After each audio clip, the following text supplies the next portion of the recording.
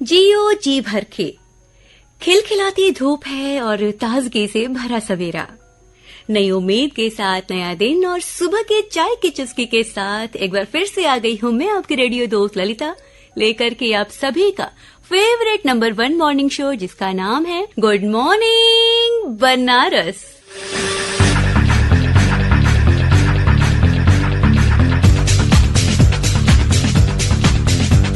Tune किया है आपने आपकी वाणी आकाशवाणी।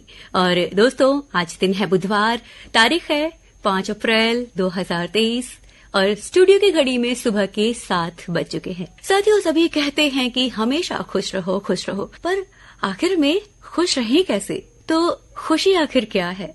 खुशी मन की एक अवस्था है। क्या आप जानते हैं कि आपके अंदर ही वो जादुई शक्ति है कि आप जो चाहे वो हासिल कर सकते हैं। यकीन मानिए, ये सब कुछ आपके हाथ में है।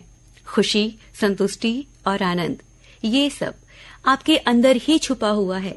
जरूरत है तो बस उसे ढूंढने की। और इससे ना कोई फर्क नहीं पड़ता कि आपकी एज ग्रुप क्या है, क्योंकि एज तो बस एक काउंटिंग ऑफ नंबर है। तो रुकिए नहीं, ढूंढ निकालिए अपने मन की इस खुशी को।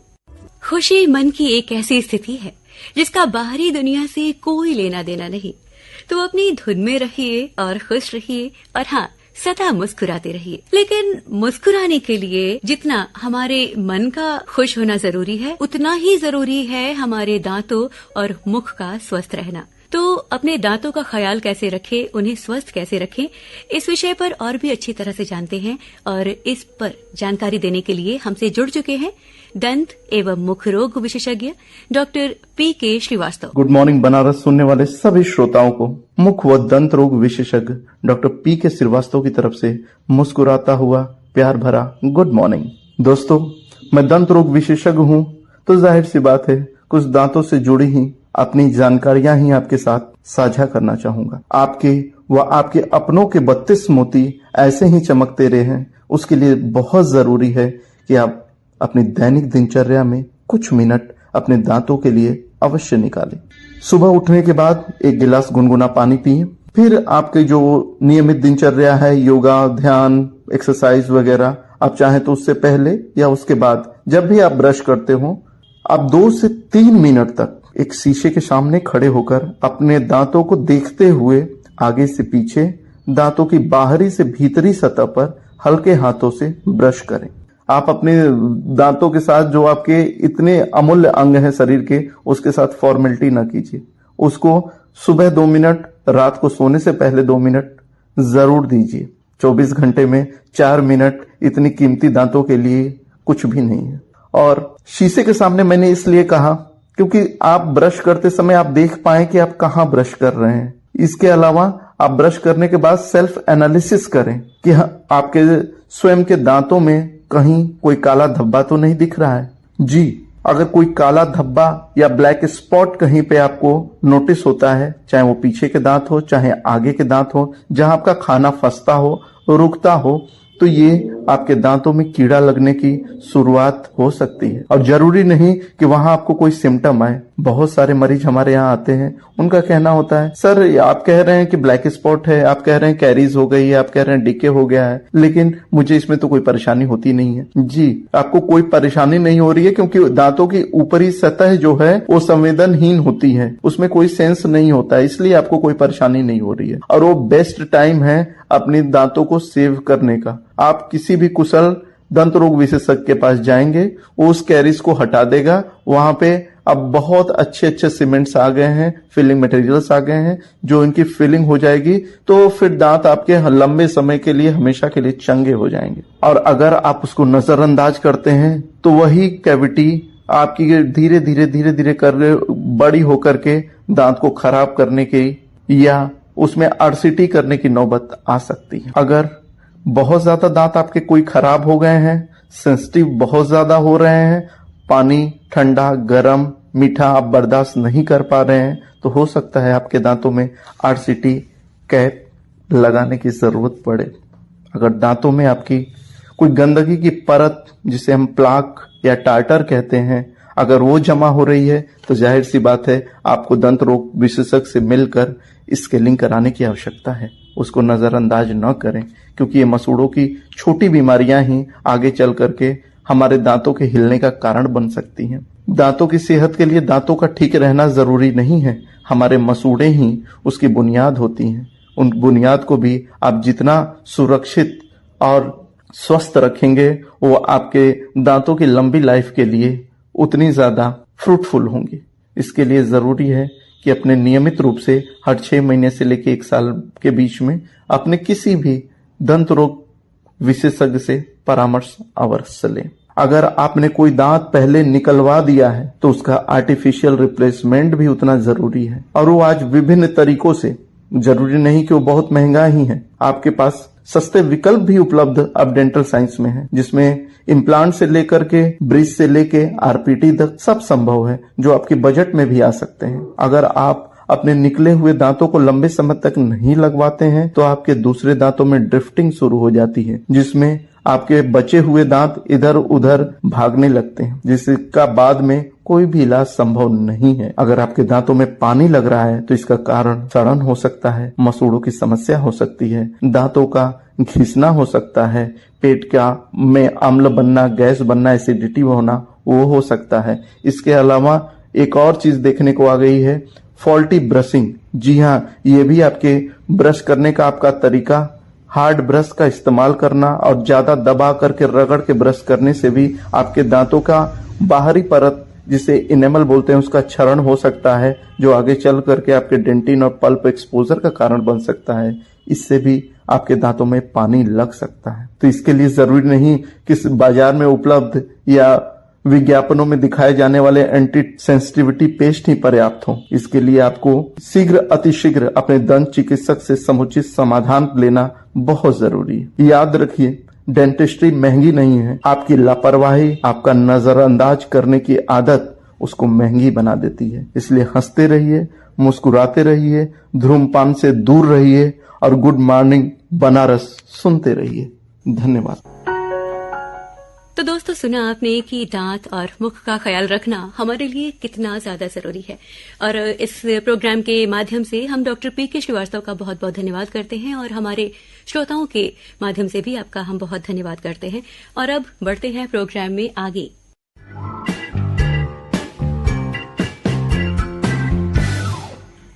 आजकल एक बीमारी जो अमूमन सभी को देखने को मिल रही है, वो है हाथ में मोबाइल फोन के साथ चलना। जी हाँ, मैं यहाँ पर मोबाइल फोन की बात कर रही हूँ, जो कि आपको पता होना चाहिए कि इस मोबाइल फोन के इतने फायदे हमारी जिंदगी में हैं, तो वहीं इसके बहुत सारे नुकसान भी हमारे सामने हैं।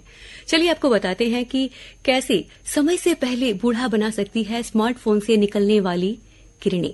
तकनीक ने जहां हमारे जीवन को आसान बना दिया है, तो वहीं इसके कुछ दुष्परिणाम भी हमें देखने को मिलते हैं। स्मार्टफोन, कंप्यूटर, टैबलेट, टीवी जैसे आज कितने ही इसके अभ्यस्त बड़े हैं, और उससे ज्यादा ही अभ्यस्त इसके बच्चे हो चुके हैं। इस बीच एक नए अध्ययन में ये बताया गया कि इन उपकरणों से निकलने वाली नीली किरणें हमें समय से पहले बूढ़ा बना सकती हैं।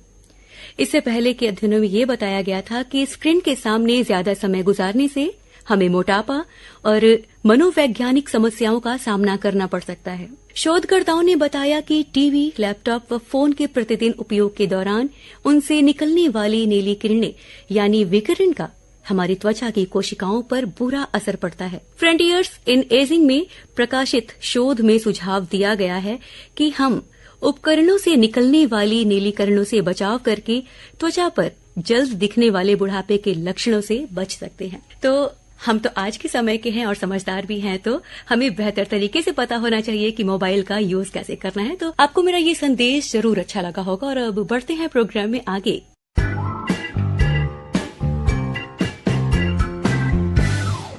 चलिए दोस्तों, अब बढ़ते हैं और देखते हैं कि क्या कुछ खास रहा शहर बनारस में। गर्मी के दौरान बार बार होने वाली बिजली की फजीहत को दूर करने के लिए बिजली विभाग ने स्मार्ट गर्मी प्लान तैयार किया है।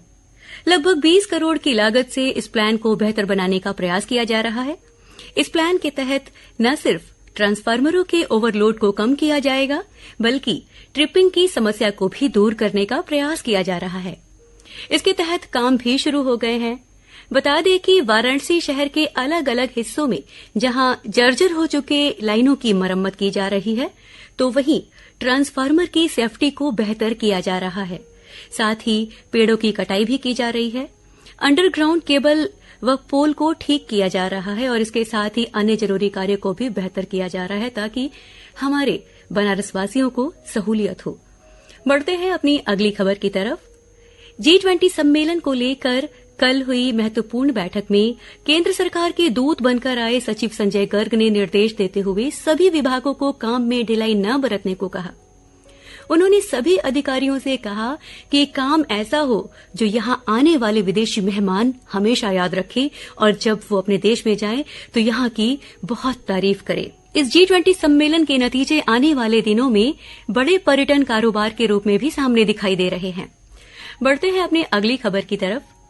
ज्योतिष पीठाधीश्वर शंकराचार्य स्वामी अविमुक्तेश्वरानंद सरस्वती के संन्यास दिवस के रूप में कल यानी मंगलवार को काशी के रुद्राक्ष कन्वेंशन सेंटर में एक वृहद आयोजन किया गया। इस आयोजन में देश भर के संत और शंकराचार्य के शिष्य उपस्थित रहे। सनातन धर्म को मजबूत करने के संदेश और संन्यास परंपरा व उससे जुड़ी जानकारियों को लोगों तक पहुंचाने के लिए शंकराचार्य स्वामी अविमुक्तेश्वरानंद सरस्वती के शिष्यों की तरफ से ये आयोजन किया गया। बढ़ते हैं अगली खबर की तरफ। वाराणसी में लोगों की स्वास्थ्य जांच के लिए सार्वजनिक स्थानों पर हेल्थ एटीएम लगवाने की तैयारी चल रही है। वाराणसी में स्थित काशी विश्वनाथ धाम के अलावा रेलवे स्टेशन, बस स्टेशन, जिला मुख्यालय बेनियाबाग, शहीद उद्यान पार्क सिगरा और कंपनी बाग में स्थित पार्क में भी हेल्थ एटीएम लगाए जाएंगे। लगाए गए एटीएम के पास पहुंचने के बाद कोई भी व्यक्ति आसानी से स्वास्थ्य जांच करवा सकता है। जांच के बाद मोबाइल पर उसकी रिपोर्ट प्रेषित कर दी जाएगी और उसके अनुसार वे अपने डाइट को मेंटेन करते हुए अपने शरीर को स्वस्थ रख सकेगा। बढ़ते हैं अगली खबर की तरफ।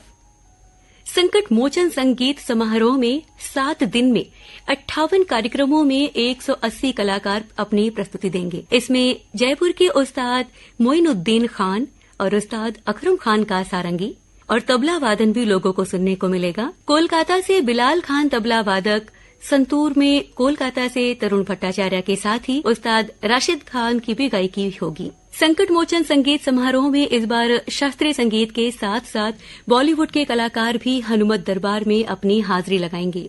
10 से 16 अप्रैल तक चलने वाले समारोह में जहां बॉलीवुड के कलाकार सोनू निगम अपनी प्रस्तुति देंगे, तो वहीं जाने माने गजल गायक तलत अजीज के साथ ही पद्म अवार्डी शास्त्रीय संगीत कलाकार कार्यक्रम प्रस्तुत करेंगे। संकट मोचन मंदिर के महंत प्रोफेसर विशंभर नाथ मिश्र जी ने तुलसी घाट पर आयोजित प्रेस कॉन्फ्रेंस में बताया कि अंतिम दिन 16 अप्रैल को सोनू निगम अपनी टीम के साथ प्रस्तुति देंगे, तो वहीं उसके पहले 14 अप्रैल को भजन सम्राट अनूप जलोटा भी मौजूद रहेंगे। काशी हिंदू विश्वविद्यालय विज्ञान संस्थान के BHU NEST इंक्यूबेशन के विज्ञानियों ने मुट्ठी भर की एक ऐसी डिवाइस तैयार की है जो महज आधे घंटे में कोरोना की RT-PCR रिपोर्ट व टीबी की रिपोर्ट दे देगी। ये डिवाइस एक बार फिर तेजी से फैल रही कोविड महामारी के नए वेरिएंट के प्रचार प्रसार और प्रधानमंत्री के टीबी मुक्त भारत अभियान में महत्वपूर्ण भूमिका निभा सकती। महामारी के दौर में ये लैब्स के भार को तो कम करेगी ही,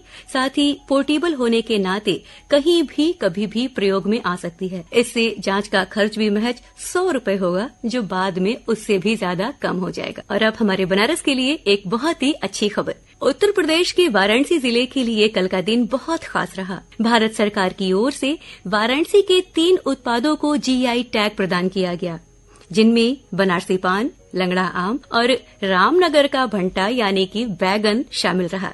यानी कह सकते हैं कि फिल्म डॉन में अमिताभ बच्चन ने जिस बनारसी पान को खाया उसे अब अपनी खास पहचान मिल गई है। तो आइए अब सुनते हैं इसी पर एक लाइन इस गीत की। ओ खई के पान बनारस वाला।